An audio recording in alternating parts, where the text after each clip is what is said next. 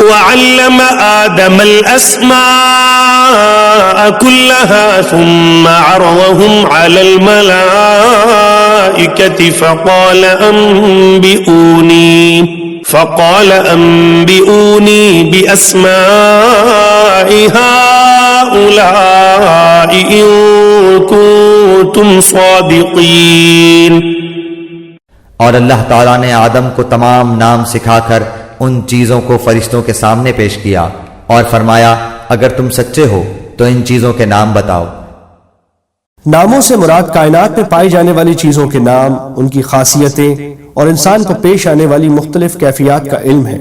مثلا بھوک، پیاس، صحت اور بیماری وغیرہ۔ اگرچہ آدم علیہ السلام کو ان چیزوں کی تعلیم دیتے وقت فرشتے بھی موجود تھے، لیکن چونکہ ان کی فطرت میں ان چیزوں کی پوری سمجھ نہیں تھی، اس لیے جب ان کا امتحان لیا گیا تو وہ جواب نہیں دے سکے، اور اس طرح اللہ تعالیٰ نے عملی طور پر انہیں باور کرا دیا کہ جو کام اس نئی مخلوق سے لینا مقصود ہے وہ فرشتے انجام نہیں دے سکتے۔ قالوا سبحانك لا علم لنا إلا ما علمتنا إنك أنت العليم الحكيم۔ ان سب نے کہا اے اللہ تیری ذات پاک ہے، ہمیں تو صرف اتنا ہی علم ہے جتنا تو نے ہمیں سکھا رکھا ہے، پورے علم و حکمت والا تو تو ہی ہے۔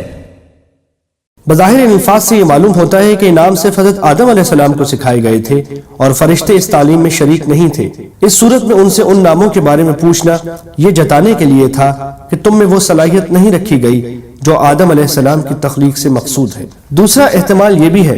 کہ آدم علیہ السلام کو سکھاتے وقت فرشتے موجود تو تھے، لیکن چونکہ ان میں ان باتوں کو سمجھنے یا یاد رکھنے کی صلاحیت نہیں تھی، اس لیے وہ امتحان کے وقت جواب نہ دے سکے۔ اس صورت میں ان کے جواب کا حاصل یہ ہوگا کہ ہمیں وہی علم حاصل ہو سکتا ہے جو آپ ہمیں دینا چاہیں اور اس کی صلاحیت ہمارے اندر پیدا کر دیں۔ قال يا آدم أنبئهم بأسمائهم فلما أنبأهم بأسمائهم قال ألم أقل لكم إني أعلم غيب السماوات والأرض وأعلم ما تبدون وما كنتم تكتمون۔ اللہ تعالیٰ نے حضرت آدم علیہ السلام سے فرمایا تم ان کے نام بتا دو۔ جب انہوں نے بتا دیے تو فرمایا کہ کیا میں نے تمہیں پہلے ہی نہ کہا تھا کہ زمین اور آسمانوں کا غیب میں ہی جانتا ہوں اور میرے علم میں ہے جو تم ظاہر کر رہے ہو اور جو تم چھپاتے تھے۔ وَإِذْ قُلْنَا لِلْمَلَائِكَةِ اسْجُدُوا لِآدَمَ فَسَجَدُوا إِلَّا إِبْلِيسَ أَبَى وَاسْتَكْبَرَ وَكَانَ مِنَ الْكَافِرِينَ۔ اور جب ہم نے فرشتوں سے کہا کہ آدم کو سجدہ کرو تو ابلیس کے سوا سب نے سجدہ کیا، اس نے انکار کیا اور تکبر کیا اور وہ کافروں میں ہو گیا۔ فرشتوں کے سامنے آدم علیہ السلام کی عظمت کا عملی مظاہرہ اور ان کے امتحان لینے کے لیے انہیں آدم علیہ السلام کو سجدہ کرنے کا حکم دیا گیا۔ یہ سجدہ عبادت کا نہیں، تعظیم کا سجدہ تھا جو بعض پچھلی شریعتوں میں جائز تھا۔ بعد میں تعظیم کے لیے بھی اللہ تعالیٰ کے سوا کسی اور کو سجدہ کرنے کی سختی سے ممانعت کر دی گئی تاکہ شرک کا کوئی شائبہ بھی پیدا نہ ہو۔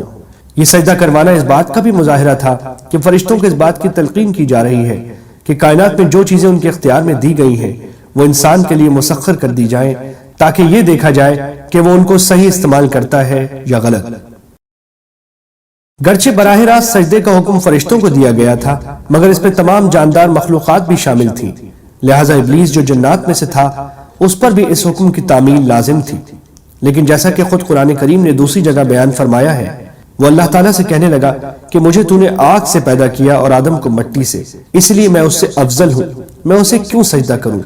اس واقعے سے دو سبق ملتے ہیں، ایک یہ کہ اپنے آپ کو بذات خود دوسروں سے بڑا سمجھنا اور اپنی بڑائی بگھارنا کتنا بڑا گناہ ہے،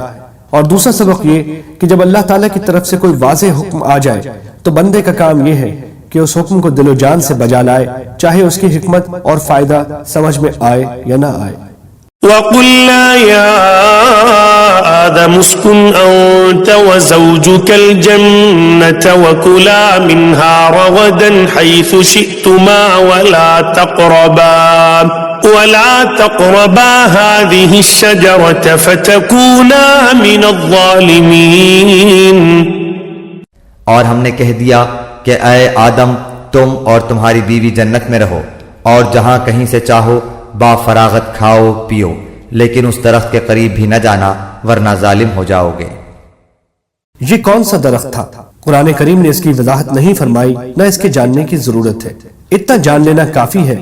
کہ جنت کے درختوں میں ایک درخت ایسا تھا جس کا پھل کھانے سے انہیں روک دیا گیا تھا. بعض روایت میں ہے کہ یہ گندم کا درخت تھا، بعض میں انگور کا ذکر ہے، مگر کوئی روایت ایسی نہیں جس پر پورا بھروسہ کیا جا سکے. فأزلهما الشيطان عنها فأخرجهما مما كانا فيه وقلنا اهبطوا بعضكم لبعض عدو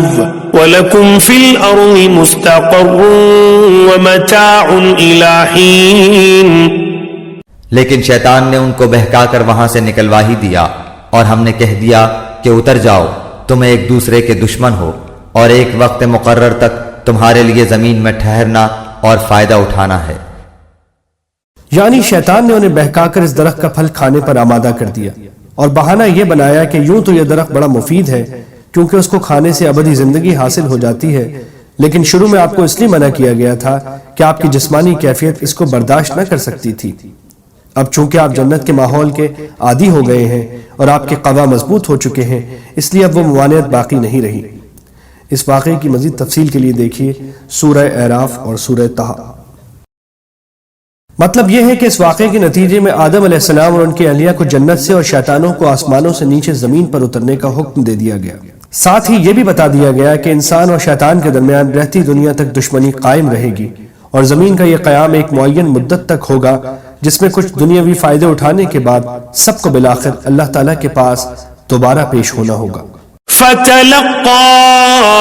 آدَمُ مِن رَبِّهِ كَلِمَاتٍ فَتَابَ عَلَيْهِ إِنَّهُ هُوَ التَّوَّابُ الرَّحِيمُ. حضرت آدم علیہ السلام نے اپنے رب سے چند باتیں سیکھ لیں اور اللہ تعالیٰ نے ان کی توبہ قبول فرمائی. بے شک وہی توبہ قبول کرنے والا اور رحم کرنے والا ہے.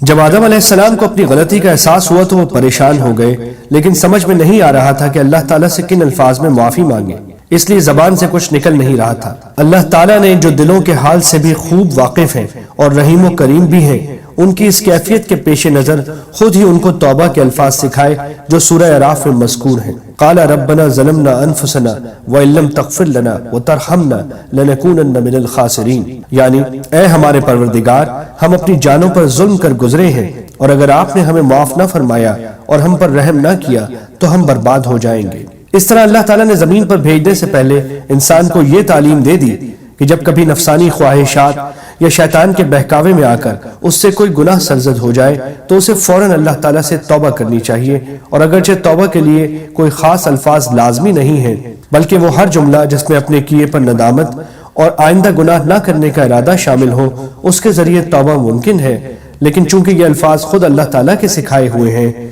اس لیے ان الفاظ میں توبہ کرنے سے قبولیت کی زیادہ امید ہے. یہاں یہ بات بھی سمجھنے کی ہے کہ جیسا پیچھے آیت 30 سے واضح ہوتا ہے، اللہ تعالیٰ نے شروع ہی سے آدم علیہ السلام کو زمین پر اپنا نائب بنا کر بھیجنے کے لیے پیدا فرمایا تھا، لیکن زمین پر بھیجنے سے پہلے انہیں جنت میں رکھنے اور اس کے بعد کے واقعات کا تکوینی مقصد بظاہر یہ تھا کہ ایک طرف حضرت آدم علیہ السلام جنت کی نعمتوں کا خود تجربہ کر کے دیکھ لیں کہ ان کی اصل منزل کیا ہے، اور زمین پر پہنچنے کے بعد اس منزل کے حصول میں کس قسم کی رکاوٹیں پیش آ سکتی ہیں اور ان سے نجات پانے کا کیا طریقہ ہوگا. چونکہ فرشتوں کے مقابلے میں انسان کا امتیاز ہی یہ تھا کہ اس میں اچھائی اور برائی دونوں کی صلاحیت رکھی گئی تھی، اس لیے ضروری تھا کہ اسے زمین پر بھیجنے سے پہلے ایسے تجربے سے گزارا جائے. پیغمبر چونکہ معصوم ہوتے ہیں اور ان سے کوئی گناہ سرزد نہیں ہو سکتا، اس لیے آدم علیہ السلام کی یہ غلطی در حقیقت اجتہادی غلطی، بونافائیڈ مسٹیک تھی، یعنی سوچ کی یہ غلطی کہ اللہ تعالیٰ کے حکم شیطان کے بہکانے سے خاص وقت تک محدود سمجھ لیا، ورنہ اللہ تعالیٰ کی کھلی نافرمانی کا ہرگز ان سے تصور نہیں کیا جا سکتا. تاہم چونکہ یہ قصور بھی ایک پیغمبر کے شایان شان نہ تھا،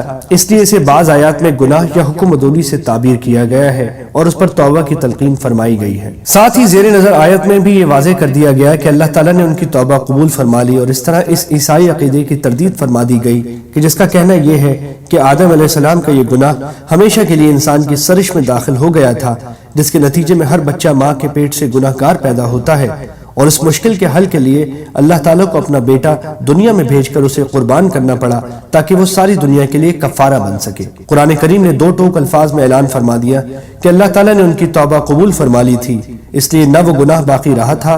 نہ اس کے اولاد آدم کی طرف منتقل ہونے کا کوئی سوال ہے، کیونکہ اللہ تعالیٰ کے قانون عدل میں ایک شخص کے گناہ کا بوجھ دوسرے کے سر پر نہیں ڈالا جاتا۔ قل اهبطوا منها جميعا فإما يأتينكم مني هدى فمن تبع هداي فلا خوف عليهم ولا هم يحزنون۔ ہم نے کہا تم سب یہاں سے چلے جاؤ، جب کبھی تمہارے پاس میری ہدایت پہنچے تو اس کی تابعداری کرنے والوں پر کوئی خوف و غم نہیں۔